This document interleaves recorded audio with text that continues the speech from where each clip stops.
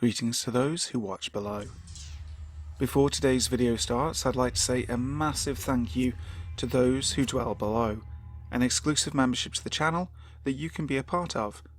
So thank you to Jess Black Curtain, Wicked Witch, Steffi Ray, Lisa Watts, Lefty Kim, and Go City Shelton. What you do makes such a difference to this channel. We have covered Skinwalkers before. Skinwalkers are such enigmatic and dangerous creatures that I thought it'd only be fair that we gave them another round of truly terrifying stories. Scary Stuff Last Fall by NordicAlchemist. Just to give some background about this story, I was visiting my grandparents out in Shiprock, New Mexico during last October to see family and go to the Northern Navajo Nation Fair that week. As you might already know, many Navajo people are very reluctant to speak about skinwalkers because it is believed to attract their attention.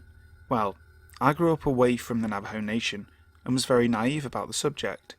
When it came to skinwalkers, I was an absolute skeptic. My mum used to tell a story about how back in the 80s, when she lived with her siblings and my grandparents, about how she and my aunt saw a skinwalker just outside their driveway under a streetlight. She described it as a black dog with dirty fur, a twisted noodle-like front leg, and these unnatural eyes with a soft burnt orange glow. Me, being my own closed-minded self, doubted every word, but I never said my doubts aloud. But these doubts totally changed last year when I went to my grandparents' house last October. Me and my family had just finished scourging the carnival at the Navajo Nation Fair and called it a night. The house was close enough where we could walk home in just 10 minutes, so we did. When we got there it was about 9 at night, where we stayed up until about 2, catching up on family affairs and the local news. It was during that time that I just decidedly opened my mouth and blurt out the question, "Are skinwalkers real?" The room went dead silent. "Guys?" I asked. "You shouldn't be speaking about that," my grandma said, with almost a disturbed yell in her voice. So she and my grandfather both decided to go to bed. After being scolded by my mum, one of my aunts chimes in with a very cautious tone and says, "They're real all right. Had a few start screaming outside of my trailer in Farmington just a few nights ago. Your cousin had nightmares the whole night and woke up crying that morning." Not wanting to push the discomfort any further, we all decided to go to bed. Now the trailer home is pretty old, and it was a really nice night, so we slept with the windows open with screens to prevent bugs coming in. Everyone had drifted off to sleep except me, because my mind was still going a million miles a minute about skinwalkers, and wondered if I would ever encounter one here while on the reservation. That's when shit totally hit the fan. Just as I was settling and finally getting relaxed for sleep, I started to hear something moving outside. I got up from the couch and start wandering over to the kitchen window. In the trailer, all of the rooms have the lights out, so the only visible light is that can be seen from the porch light out front. I was thankful for this, because I told myself if it really was a skinwalker outside, then hopefully it wouldn't notice me seeing it. So I mustered up my courage and took a quick scan of outside. From the porch light, all I can see is the dusty ground and the vehicles that my family drove, along with some old metal trash cans that stood beside the road.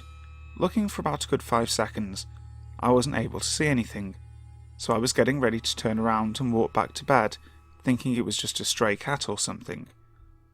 Only having taken 2 steps, I hear what sounds like a distorted scream coming from outside, definitely close by. Fear rising, I look outside again, and there it is. A coyote-like figure was staring at my direction from behind the cars, just outside of the reach of the porch light. Only it looked awfully wrong, and gave off an evil vibe just from seeing it.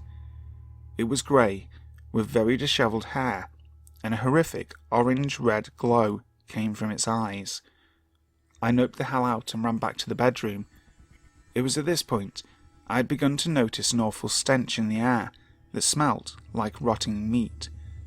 I started trying to wake up my mum, who was like, "Oh my God, Nordic, it's almost 3 a.m. What do you want?" I immediately began with a shaking voice. "There's something scary outside." Then she said, "Ugh, it's probably just a stray animal or something. It's the res. Animals wander all the time at night." She obviously wasn't getting the drift of what I was saying, so I screamed, "There's some Blair Witch Project shit going on outside, Ma." That got her attention. "What? What the hell are you on about?" Then we heard it. The thing outside started making more of its dreadful screams, and started what sounded like thrashing outside on the ground. "Hear that? That's what I'm talking about." So both her and I got back up, looked outside the window, and the coyote thing was making its way to the door. It walked with an odd limp, and dragged its back right leg as if it was handicapped. We could hear it start to scratch against the door, and make this odd muffled moaning sound. My mum went and got my dad, and they both started shouting in Navajo, all sorts of words, telling the thing to go away, and saying it's not welcome here. Well, as all this commotion was enough to get the rest of the trailer up, they came out into the hallway. The only thing my mum did was turn to them and say, "Skinwalker," while proceeding to point to the door. Apparently they already knew exactly what to do, as my grandfather got out a handgun from a drawer and a bag of ashes. He coated a few bullets in the ash, and loaded them into the gun, and went straight to the door. Yelling out more Navajo that was too fast for me to comprehend, he swung open the door and fired twice. There was nothing. The thing had managed to escape before my grandpa could put a bullet in it. "That's the fastest one I've ever seen," said my grandpa. Next thing you know, my aunts and parents are freaking out about what just happened, saying stuff like, "What if it comes back tomorrow?" and "It saw us. Does that mean we're targets now?" My grandparents managed to calm everyone down, saying we'll be fine, and then we all went to bed. Morning comes and my grandparents call one of their neighbours to explain to them what happened. Apparently one of them was a medicine man who used to partake in Yabi Chase, and came over to bless each family member and the grounds outside. Today, I'm very convinced that what I saw was a skinwalker. I still plan on going back for visits to the family and the Northern Navajo Nation Fair. I just adamantly hope that I never have such an awful experience like that again.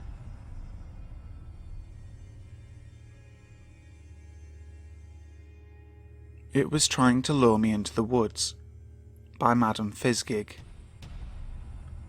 Every summer, my family and I go up to camp in Dedham, Ellsworth, Maine. It's about a 3-hour drive from my house. The camp itself is about an hour from the nearest town. I've been going this camp my entire life, and have never had an incident like this happen before. I was watching TV in the middle of the night. Both my brothers and my parents had gone to bed. I heard a noise coming from the kitchen, and realised that the dogs needed to go outside and do their business. So, I took my brother's 2 pit bulls and my Affan Pinscher outside after turning on the porch light. I walked around to the front yard and let the dogs off the leash. It's so incredibly dark in the woods in Maine that the porch light really only illuminated the porch and nothing else, so I tried to keep an eye on them. I was momentarily distracted when I saw a loon on the lake. When I looked back, I saw that the pit bulls were both looking at something in the woods. I couldn't see what it was, but I assumed they'd seen a squirrel or a raccoon. It was then that I realised I didn't see Alfie anywhere. She's an awfully small dog, and completely black. I called for her a few times, and heard some soft whimpering right where the dogs had been looking earlier. I took a couple steps in that direction, and called her again, worried that she may have gotten her paw stuck between the rocks, or gotten stuck in a snake hole. Suddenly, I felt something moving behind me. I whipped around and looked down, and it was Alfie. She'd been staying close to me the whole time. I just hadn't seen her. So naturally, I was thinking, if Alfie is here, what's in the woods? I took another step forward, and the pit bulls began to growl. They were slowly advancing, and were now on either side of me.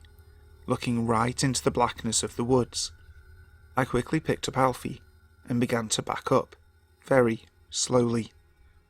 I'm not sure what I thought was there, but there were lots of animals in Maine, and I figured the dogs knew better than I did, since I couldn't see anything.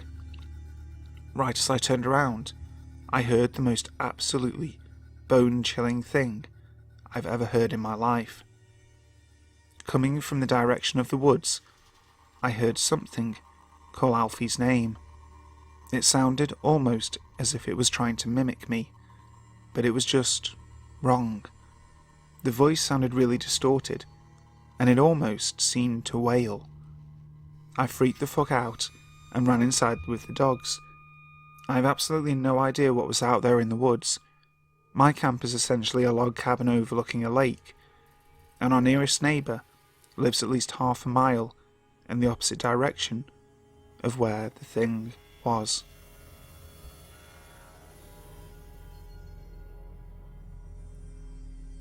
Grandma's Forest by Mantrann. I was spending a month with my cousins at my grandma's house. She lives in a rural area of Michigan, which means either thick forest, deserted highway, or flat farmland, her house being in the last.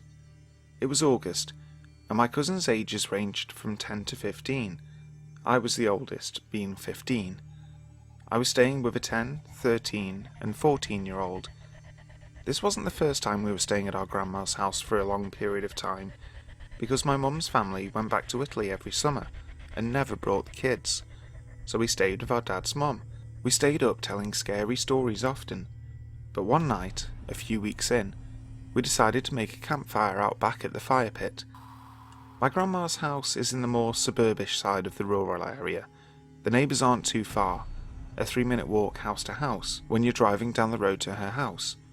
But in the backyard, it's a thick forest with man-made paths running through it, and each backyard is several hundred acres. And her road is on a hill, so only part of the basement was actually underground. That isn't important until later though. So, we're towards the east side of her yard, in a smallish patch of open land. You couldn't see the neighbouring yards from there, and it was probably 3/4 of a mile to each side of us that belonged to my grandma. It was maybe 11 at night, and we were playing truth or dare after telling scary stories, and my 14-year-old cousin dared me and the 13-year-old to go walk through the paths for 10 minutes, because it was dark and the forest was creepy. I said yes right away. I wasn't easily scared and was rather level-headed, but my younger cousin was a bit more hesitant, but eventually he agreed. We didn't bring a flashlight because it wasn't pitch dark yet, and we could see enough not to die. We were walking through the paths talking and laughing for about 5 minutes, and could barely see the fire through the trees when we decided to turn. In the middle of the path was a large, dog-like creature, hunched over, with its front hands an inch from the ground. What I remember most was how its eyes were so fucking bright white, and it was humanoid dog-shaped, with a human-like head, but a dog-like body, and human hands and feet. It looked right at us, and I was paralysed with fear as it dashed away the opposite way from us, towards a creek that ran through the yard. My cousin and I screamed bloody murder, and the other cousins and my grandma ran to us. I don't remember much here, because I was really disorientated and couldn't think properly, but I did wake up in bed, so I assumed that I was brought up to the house. All the kids slept in the basement, in a big room with sliding glass doors to the outside, as the room was on the side of the basement that wasn't underground. My bed was pressed against a big glass window, and I could see my cousins playing outside down below. The house is in Michigan, so it gets slightly chilly even at the end of August, and there was a slight breeze, so I put on a jacket and ran outside to join them, skipping breakfast, as I didn't want to miss out on anything fun. When I got down, I could tell they weren't playing, but rather running to get Grandma. Her dogs, both of them, were dead, ripped up. That night we went to bed early. I woke up at maybe 2 in the morning, because I felt something hit my head. My cousins were all sitting on the double bed opposite me on the other side of the room. There was one bunk bed and 2 doubles. The doubles were for me and my 14-year-old cousin. They were being very quiet and staring at me. The 13-year-old nodded his head towards the window. I froze. They all looked afraid. I turned my head slightly to the side and saw a really messed up looking face pressed to the window with gaping eyes looking down at me. I screamed so fucking loudly and it bolted. The police came the next day after getting 2 calls to my grandma, one about a stalker and the other about the dogs. We told them everything we could, but they couldn't find anything. We stayed at my house for the rest of the summer with my grandma and cousins. Since, I've been allowed to stay with friends, and I rarely stay at my grandma's anymore.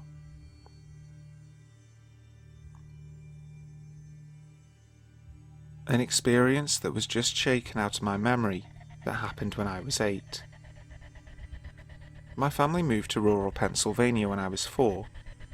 I was immediately entranced with living in the country, with several acres of woods behind us, and the house seemed huge to me at the time.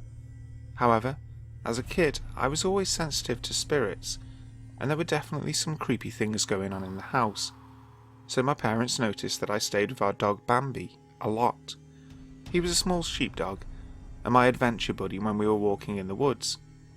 In case you're questioning my parents, they trusted me, as young as 7, to walk around alone as long as I was with my dog, as he was very, very protective of me, and my dad would give me a cell phone to carry with me in case I needed any help.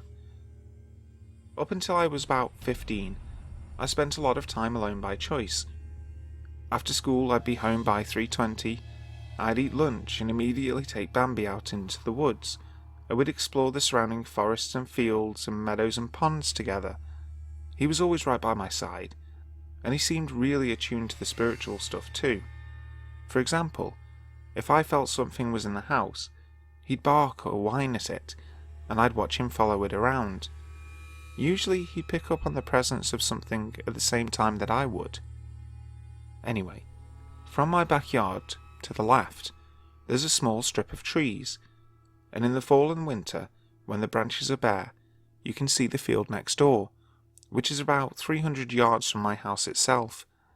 There's a big plane shed up there, and a kind of runway where my neighbour would fly his biplanes off of. What's very important to the story is that I have no neighbours for a mile in every direction. It was pretty rare to see any kind of people on the surrounding properties, unless it was my neighbour haying his fields in the summer. But one day, in early fall, I'd been tromping through the woods with Bambi for several hours. I let him off leash most of the time, but he would only run ahead about 20 feet, and kept turning around to check that I was still there. If I lost sight of him, he'd retrace his steps and find me again. That day, I got caught up in whittling something, so Bambi ran off a little bit, and I suddenly realised I was alone. All of a sudden, there was a lot of crashing deeper in the woods, and I heard Bambi's alarm bark, and a lot of yelping, and then some screeching. Raccoons and gophers make really fucking scary distress sounds, so I figured that's all it was. So I called Bambi, and he popped out of some brush, covered in pickers, and since I was spooked, I ran right back home with him. Right as I got to the back door, I stopped to catch my breath, and Bambi and I were just standing there, when I spotted someone standing on the very edge of the runway. They didn't appear to be wearing anything distinctive, but even in the dusk, I could see that they were completely black, or everything about them was very shadowy and dark. This is the part that gives me the shivers. They were standing facing off the runway, and when I saw them hunch over, they slowly raised their head and yelled, "Bambi," in the same high voice I would use to call him. They had the same vocal inflection as me too, but it sounded like they were trying really hard to sound like me. Next to me, Bambi tucked his tail under, lowered his head, and growled softly. They called again, but this time It sounded like they were losing their voice, as if they had been calling for a while. In my 8-year-old logic, I assumed that someone was trying to steal my dog, but why would they stand in the middle of the field and be obvious about it? When I told my parents about it that night, they just dismissed my story. The next day, I went to my cousin's house 2 miles up the road, and my uncle told me about an animal he saw the night before, that he was trying to identify. He said it looked like an emaciated cow sprinting across the bridge over the creek, which is about 300 yards from the runway. Also since then, anyone who's been at my house has always been uneasy around the creek and the plane shed or runway, whether or not they're interested at all in the paranormal. I know that a lot of death happens in nature, but I've also found several goats ripped up in the field. The nearest house, with any amount of goats or farm animals, is nearly 4 miles away, and a lot of unexplained things have happened up there. Hi guys, thank you so much for listening to today's video. If you enjoyed it, make sure to like and share the video. Also, please hit the subscribe button and the notification bell if you haven't already. That way you'll know when the next video comes out. If you have an idea for a video that you'd like to hear, or a story that you'd like to share, make sure to send them to me by email. It's down in the description box below. So, until next time, sleep tight.